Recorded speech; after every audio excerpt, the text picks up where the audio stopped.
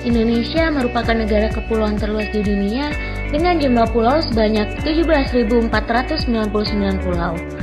Panjang garis pantai mencapai 104.000 km dan lautan seluas 3,25 juta km persegi.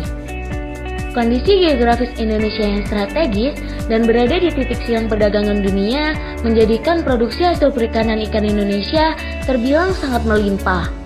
Pada tahun 2016, hasil perikanan Indonesia sebesar 6,5 juta ton. Tahun 2017 sebesar 6,1 juta ton dan tahun 2018 sebesar 6,2 juta ton. Dengan potensi laut yang besar, sudah selayaknya menjadikan Indonesia sebagai pemasok hasil perikanan terbesar di dunia dan dapat menjadi pasar produk perikanan yang sangat prospektif. Meskipun Indonesia layak menjadi pusat produksi perikanan, masih banyak masyarakat Indonesia yang belum dapat menikmati hasil perikanan itu sendiri.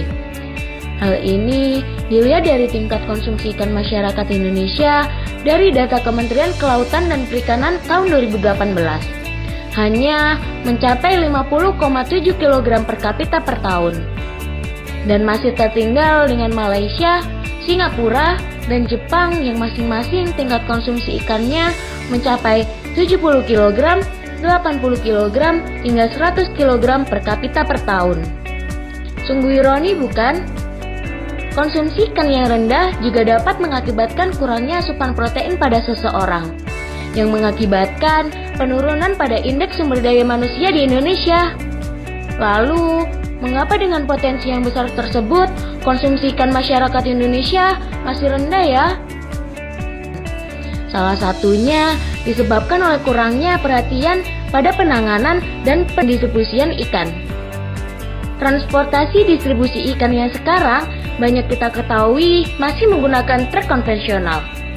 Penanganan hasil perikanan yang kurang tepat, seperti pengondisian suhu, menyebabkan kesegaran ikan menurun.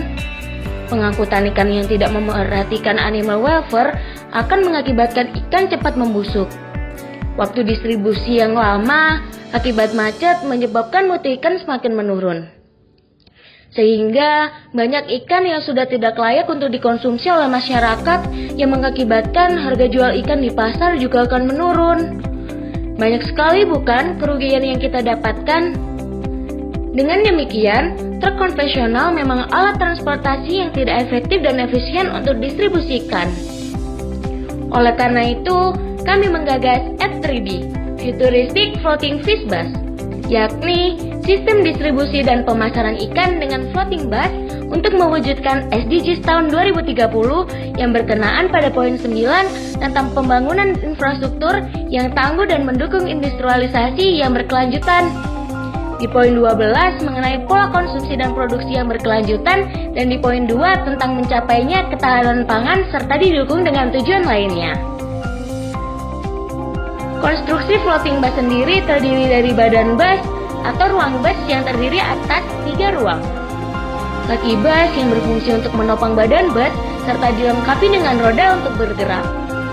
Jalur bus memanfaatkan trotoar jalan yang terbuat dari besi. Sensor peringatan sebagai pengamanan penggunaan jalan lain agar dapat menjaga jarak dengan floating bus. Conveyor untuk mengangkut ikan ke atas badan bus. Pintu untuk keluar masuk konsumen dari market dan jendela sebagai pengatur sirkulasi udara di dalam market. Di dalam ruangan bus juga terdapat pengontrol suhu untuk menjaga mutu ikan. Floating bus akan bergerak dari pengepul ikan menuju ke stasiun market yang telah tersedia di kota-kota di Indonesia. Floating bus terdiri dari 3 ruang, yaitu ruang pertama merupakan tempat stok ikan segar. Ruang kedua merupakan ruang pengolahan hasil perikanan,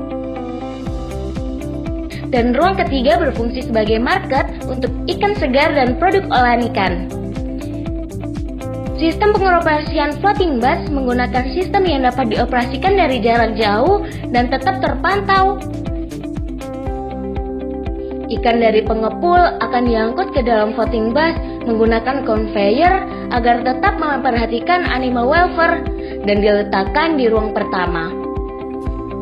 Selanjutnya, floating bus akan bergerak menuju stasiun market di kota.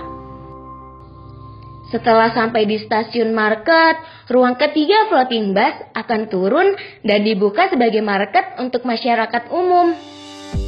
Dengan adanya sistem distribusi dan pemasaran semacam ini, diharapkan dapat meningkatkan kualitas ikan, mempersingkat waktu distribusi, menarik minat konsumen untuk gemar makan ikan, sehingga omset penjualan sektor perikanan meningkat dan memperbaiki sumber daya manusia Indonesia, di mana kita ketahui ikan merupakan sumber protein terbesar.